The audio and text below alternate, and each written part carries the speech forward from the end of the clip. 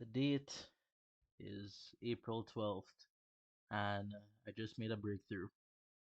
So, what this breakthrough is I'm now able to gauge how I'm going in Unity, how my Unity progression is going, and I just took another step and I nearly burst into tears because I was able to understand and able to implement something that some may say is simple, but in reality, it isn't.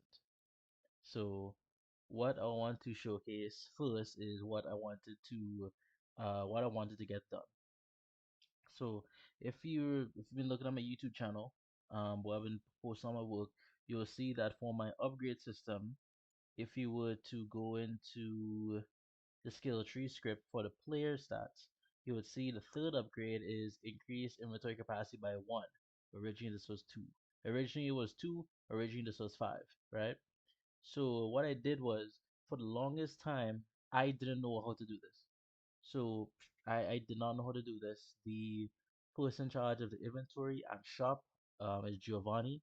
So he's the person in charge of that, and I would think that I'll have to figure out a way to link how to link his script to my script and try to understand it. So in essence, what happened was that um I've asked Giovanni for help, and he actually created a video. Let me make sure. Let me pull up the video. He actually created a video. So this is the chat for empathy. He created the video right here. Added inventory slots back. So basically, what he did Hello, in this video I'm going to show you how to just call from here. zoom through. Add one, our So see if it tracks that as well. So what he did was he did an entire code, entire script of it, of learning how to see. Look, so you see, actually that's actually pretty cool. You actually were able to add more. See, it has, let me see, 3, 6, 9, 10 slots here. I know you have way more slots. So originally I was going to just simply look at his video and replicate it so I could, understand how it's done. But what I said to myself is that being an aspiring video game designer or someone in the game design, wanting to aspire to fill the shoes of a game design role, system design role, or a level design role, superiors or people with greater intelligence and greater experience than me would not be there all the time. Giovanni would not be there all the time. Alex would not be there all the time. YouTube will not may not have the tutorials I need. YouTube may not have the understanding that I require. It may not be as concise as I require it to be. So I have to learn, right? And countless trial through trial and error, as you can see, I have a backup notepad file with a bunch of script just in case that I mess up. I have an old backup file, a bunch of script. I created something and I'm so glad it worked. And I did this entire functionality all through my own brain and all through my own understanding. So much so that you can hear the paper I've been writing down what I think I understand and how I want to accomplish it. So basically, what I wanted to do is that in the player skill script here, I'll explain all this lovely bits of code that I did is essentially you would start off with five. So if I were to run it here, let me actually decrease turn off the audio. Hopefully the audio is not too loud. I think I decreased it. Okay, hopefully that's not too loud. Um, so if you were to start, so obviously you press J for your journal, just showing a little bit of empathy progress. We could track objectives and quests and such now. You press I, currently you have only 5 slots of inventory space. However, in total, you have 15 slots of inventory space, all the way down to here. So what I wanted to do was in the player stats upgrade menu, right here, increase inventory capacity by one, costing one negativity point. Meaning that every time I press this upgrade, it should add another inventory slot to here. So one may think that something might this will just be simple, just add another slot. It is not that simple. And that is both the joy and the curse of programming. the joy of learning programming and the curse of trying to accomplish that programming. Because you need to, it's not only a matter of trying to conceptualize a solution, but it's a matter of implementing that solution. Implementation is often way harder than conceptualizing. So what I did, and I'm going to explain it, I'm so happy that I did this, is let me break this down. So all this code right here, these many if statements, let me explain it to you. So what I did was I got a public game object, right? 5 to 14, inventory slots 5 to 14. What public game object does is that it allows you to drag in an object from your hierarchy or from your project files. So what I did, so you can see in the player skills, so these are all the various skills. You see I filled up all of these with slot 5, 6, 7, 8, 9 to 14 respectively. If you go into the inventory, these are all the inventory slots, right? So what I actually did was since we have five and we're getting 10 more slots, then we're going to need to disable the first 10 because originally everything was enabled from the start, because thus the upgrade system had no functionality. So what I did was I went into the prefab of inventory and see, remember these are arrays, so they start from zero. So zero, one, two, three, four. This is the fifth one. Five, you see it's disabled. So this enables or disables an object within the hierarchy. See from five go down, all of these are disabled. And basically, an easy way to do a boolean is simply a true and false. Is if I were to go to a button, game object dot set active. So if you want something to be active, they have the check mark. Not active, we do have a check mark. But you will mainly see these for buttons, right? So what I did to do this is that I actually broke it down. So I had the breakthrough that I need to find a way to make things different. So what I mean by different is that through, as you can see, the many different bits of code I have here, is that what happened is I had it so that if if slot five was active, then slot six would be active. If slot five and six are active together, so see, this is the and. So this is a condition. If 5 and 6 are active, then 7 will be active. If 5, 6, and 7 are active, then 8 will be active.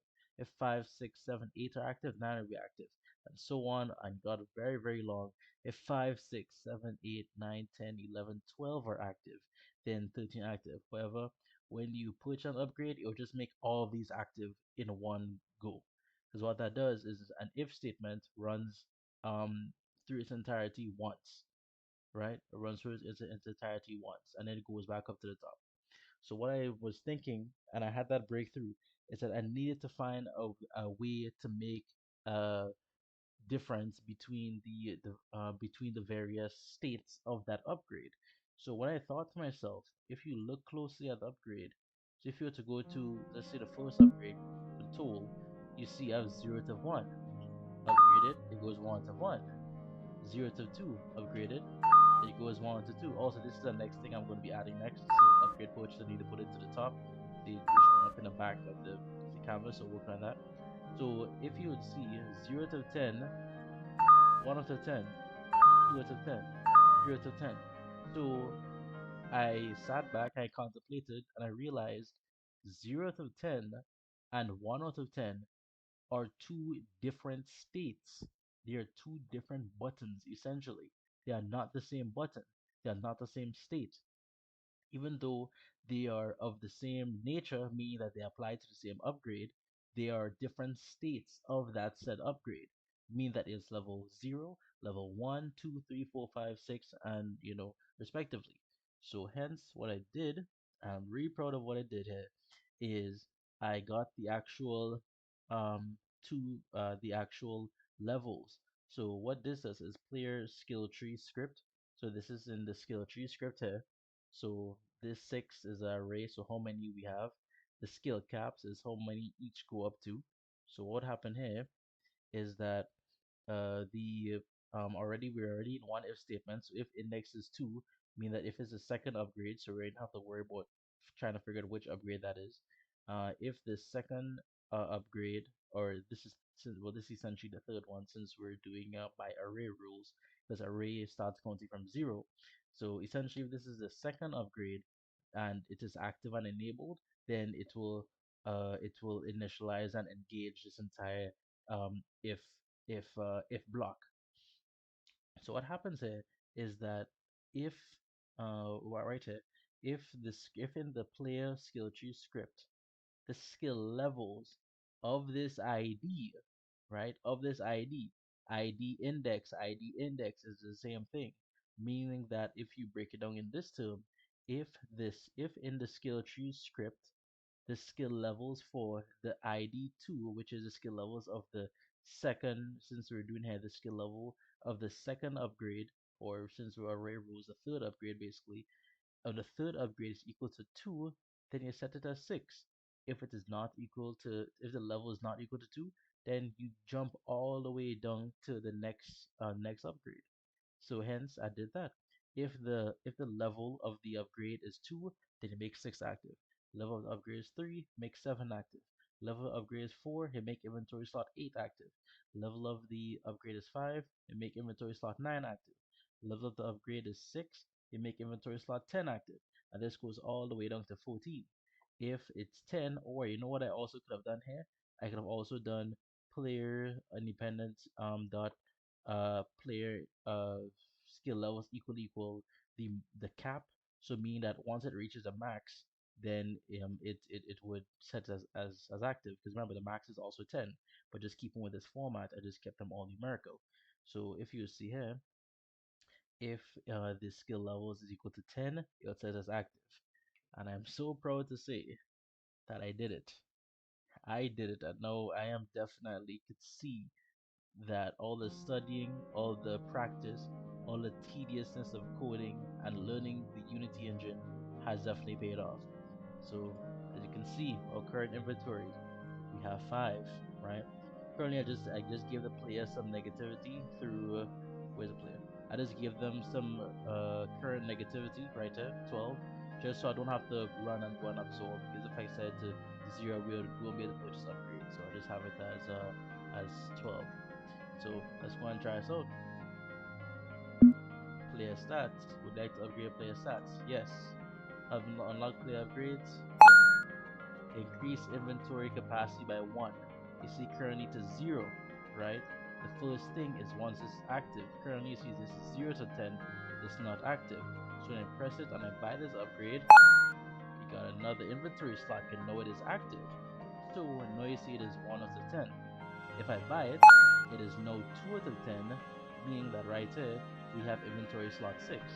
If you jump to here, once the level is 2, we get inventory slot 6. If we jump back here, we got another one. If the level is 3, we get inventory slot 7, right? 3 slot 7. So now, all I need to do, I can just keep going all the way till 10, and here you go, full accessible inventory. I did that all by myself, all trying to, trial and error, multiple lines of code, undoing, redoing, and I finally figured it out. Definitely could say that Sean Coomansingh, has improved significantly through the master's program in my knowledge and expertise within the Unity engine and C Sharp programming. Or is it C Sharp? Is Unity C Sharp or Unity is C plus plus? I'm not sure. Or is Unreal C plus plus? I'm not sure. But programming in general, I could definitely say that no, I'm definitely no beginner.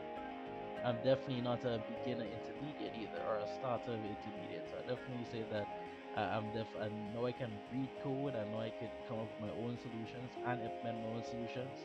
So we can definitely see that I'm making my progress slowly but surely to be an aspiring game designer within the game industry. Yeah. Until the next one.